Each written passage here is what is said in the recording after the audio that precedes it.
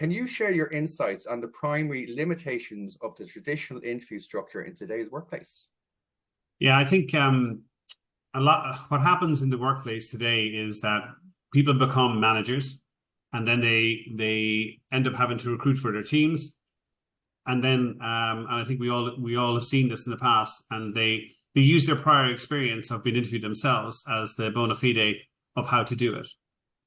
But that's not the way it should be done, because it needs to be grounded more so in the prep work that's required. So what I'm talking about there is that really good job analysis is really important. And when I talk about job analysis, is if you want to break that down into simplistics, it's about finding out what are the components of the job. That is a good thing in terms of matching with CVs and all that sort of stuff. But once you actually have that in situ, once you have the core job analysis done, and then you have to understand, so that's what the person will do in the job. Then it's how they're going to do the job. That's where the cultural element comes in. And a lot of people who will be on this podcast or webinar will understand this because they'll have been trained in this. And from my experience, behavioral interviewing is by far the best way to find out whether there is a right fit of that individual within the culture of the business. And then the final element of it that needs to be assessed really is the motivational fit of the candidate. Is the location right? With the advent of remote working or hybrid working, what's their preferences?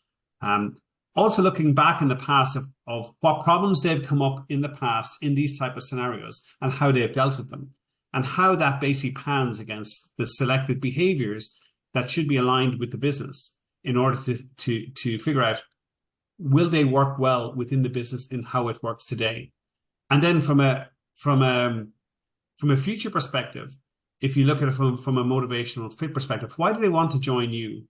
Why do they want to do the job that they want to do? Why do they want to do it in a location that you want them to do it in?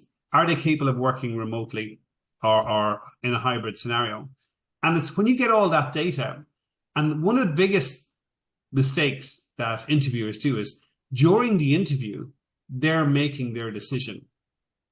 And that is the worst thing that you could possibly do, because then at that stage, you start hiring people who are like you, or that they like the same rugby team as you, or they come from the same background as you.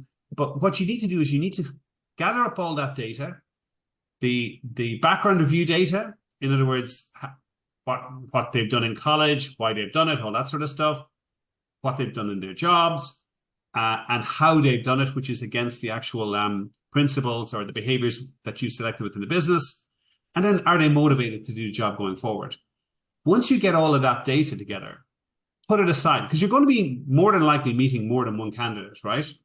Unless you're obviously looking for a very, very solid person and you have a really good relationship with the headhunter or recruiter that you're dealing with, that you're happy just to meet that one candidate because Jamie, who is that amazing recruiter, has basically got such a good relationship and understands your business so well that you know that he's going to give you the best candidate, not waste your time that you're interviewing three of them, right? This concept that in-house recruiters and in-house hiring managers have is that I have to meet three to hire one. That doesn't work either. But once all that data is gathered, put it aside, right? Go away from it and then come back to it later and look at it independently. So you get all of the biases out of the way. So the fact that he's wearing a pink tie and you don't like people who wear pink ties or whatever the case may be is all divorced from the actual decision.